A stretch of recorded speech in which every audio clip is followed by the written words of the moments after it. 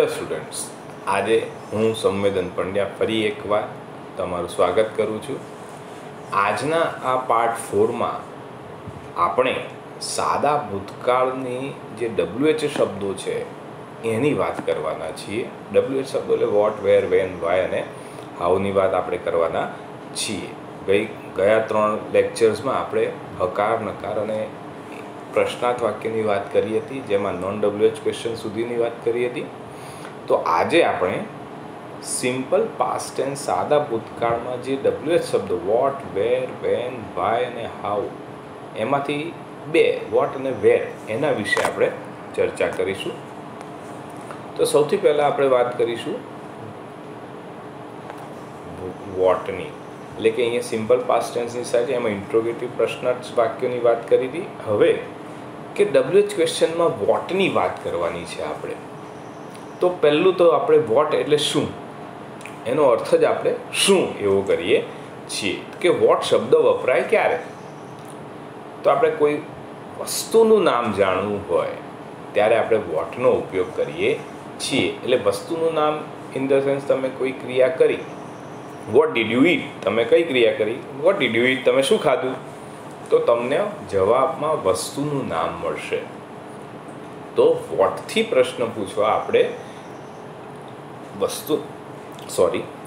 વસ્તુનું નામ જાણવા માટે આપણે વોટથી પ્રશ્ન પૂછીએ છીએ.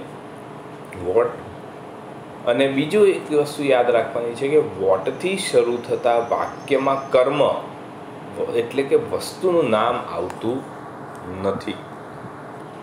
એટલે કે ઇન ધ સેન્સ, કારણ કે વોટથી આપણે પ્રશ્ન પૂછીએ એ શેના માટે હોય છે, વસ્તુનું નામ જાણવા માટે જ હોય છે. એટલે વોટથી જ્યારે પ્રશ્ન પૂછીએ ત્યારે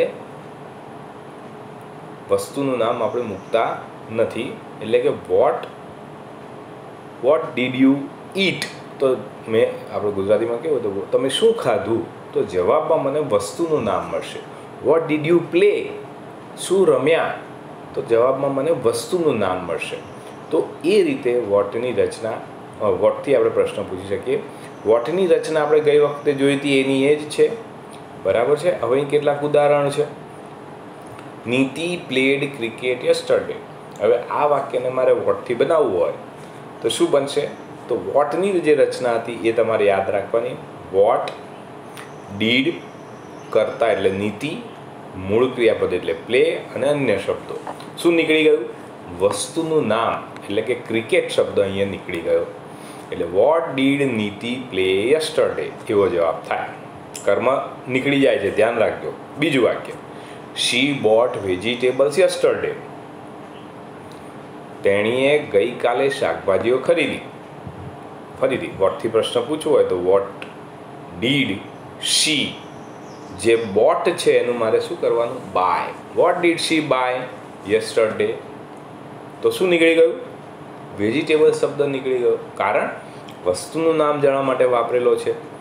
એટલે વોટથી જ્યારે વાક્ય એટલે પ્રશ્ન વાક્ય બનાવીએ ત્યારે વોટવાળા વાક્યમાં વસ્તુનું નામ આવતું નથી. અને એની રચના શું થાય છે, વોટ વત્તા ડીડ વત્તા કર્તા પ્લસ મૂળ ક્રિયાપદ પ્લસ અન્ય શબ્દો. આ આપણે રચના ગઈ વખતે જોઈ હતી. હવે ઊંધી વાત કરીએ. ઊંધી ઇન ધ સેન્સ, પ્રશ્ન પૂછ્યો હોય અને જવાબ આપવો છે તો શું, તો જુઓ બે સ્લાઇડમાં. What did Meena sing last night. મીનાએ ગઈકાલે શું ગાયું, તો જવાબમાં મને શું મળશે, વસ્તુનું નામ, કોઈ પણ નામ મળશે. તો Meena sang a song last night. મીનાએ ગઈકાલે ગીત ગાયું, તો મને ગીત એટલે કે સિંગ ગીત શબ્દ મળ્યો, બરાબર છે. તો સોંગ શબ્દ મળ્યો, એ નામ છે વસ્તુનું, તો એ નામ મળ્યું, જે હકાર વાક્ય કહેવાય. પ્રશ્ન બીજો પૂછ્યો છે, what did he teach yesterday. ગઈકાલે તેણે શું શીખવ્યું, હી ટોટ. ડીડ અને ટીચ આવ્યું એટલે મારે ટોટ કરવું પડે, કારણ કે હકાર વાક્ય છે. હકાર વાક્યમાં હંમેશા ભૂતકાળનું રૂપ મુકાય, પણ સાદા ભૂતકાળનું વાક્ય હોય તો હી ટોટ શું શીખ્યું, ઇંગ્લિશ યસ્ટરડે. તો ઇંગ્લિશ શબ્દ મળ્યો, તો ઇંગ્લિશ એ મારું કર્મ છે. તો વોટથી પ્રશ્ન પૂછીએ ત્યારે ડીડ જોડે મૂળ ક્રિયાપદ આવે પણ કર્મ મુકાતું નથી, અને વોટવાળા પ્રશ્નનો જવાબ આપીએ ત્યારે એમાં આપણે વોટથી જવાબ આપીએ ત્યારે જવાબ એનો પ્રશ્નનો જવાબ આપીએ ત્યારે આપણને જવાબમાં આપણે કર્મ મૂકવું પડે. બરાબર, આ 2 ઉદાહરણ પ્રમાણે જોઈએ તો હવે નેક્સ્ટ સ્લાઇડ આપણી છે 6થા નંબરની. એમાં WH ક્વેશ્ચનની વાત કરીએ. બીજો શબ્દ છે વેર. વેર એટલે ક્યાં. તો વોટની જેમ જ એ સ્થળનું નામ જાણવા માટે વપરાય. વોટ એ કર્મ માટે, વસ્તુ જાણવા, તો આ વેર એ સ્થળનું નામ જાણવા. વેરથી શરૂ થતા વાક્યમાં સ્થળદર્શક નામ આવતા નથી. એટલે સ્થળદર્શક એટલે કે in the market, on the playground, in the room, in the bedroom, in the kitchen, on the terrace, એવા જે શબ્દો હોય સ્થળદર્શક, એવા શબ્દો એમાં આવતા નથી WH ક્વેશ્ચન વર્ડથી. હવે વેરના ઉદાહરણ જોઈએ તો પહેલું ઉદાહરણ, Dev ate bananas in the park yesterday. દેવે ગઈકાલે બગીચામાં કેળા ખાધા. ક્યાં ખાધા? બગીચામાં. શું નીકળી જશે હવે?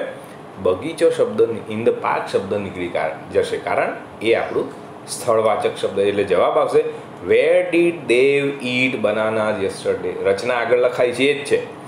ડીડ વત્તા મૂળ ક્રિયાપદ વાળી જ રચના આપણે અહીંયા લખવાની છે. Where did Dev eat bananas yesterday. તો જવાબમાંથી આપણે ઇન ધ પાર્ક શબ્દ કાઢી નાખ્યું. બીજું વાક્ય, my father went to the library last night. મારા પિતાજી ગઈ રાત્રે લાઇબ્રેરી ગયા. ક્યાં ગયા? તો where did your father go last night. તો વેન્ટનું ગો થઈ ગયું, બરાબર છે, અને ડીડ આવ્યું એટલે માટે.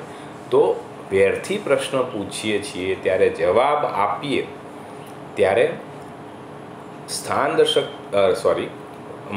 સાદું વાક્ય હોય, મીન્સ એટલે કે આપણા સાદા વાક્યો છે એને વેરથી પ્રશ્ન વાક્ય બનાવવું છે ત્યારે સ્થાનદર્શક શબ્દો મુકાતા નથી. જેમ વોટમાં કર્મ મુકાતું નથી એ રીતે વેરમાં સ્થાનદર્શક શબ્દો મુકાતા નથી. તો આ તમારે યાદ રાખવાનું. આનાથી ઊંધી ક્રિયા, વેરથી પ્રશ્ન પૂછ્યો હોય અને જવાબ આપવાનું હોય તો પાછું જવાબમાં આપણને સ્થાનદર્શક શબ્દ મૂકવો પડે.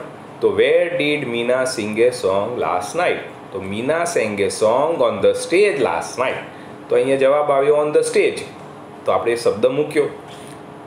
વેર did he teach English yesterday. ગઈકાલે એમણે ઇંગ્લિશ ક્યાં શીખવ્યું? તો he taught English in the class yesterday. તો ઇન ધ ક્લાસ શબ્દ આવ્યો. On the stage, in the class એ સ્થાનદર્શક શબ્દો કહેવાય. એટલે વેરથી પ્રશ્ન પૂછ્યો એનો જવાબ આપે ત્યારે આવા સ્થાનદર્શક શબ્દો આપણે મૂકવા પડે છે. બરાબર છે. તો આ 2 વસ્તુ આપણે આ પાઠમાં શીખવાની છે. વોટથી શરૂ થતું વાક્ય હોય તો એમાં કર્મ નથી આવતું. વેરથી શરૂ થતું વાક્ય હોય એમાં સ્થાનદર્શક શબ્દો આવતા નથી. તો આટલું તમારે આ ભાગમાં એટલે શીખવાનું જ રહેશે. બીજો ભાગમાં આપણે આગળના વાક્યોની ચર્ચા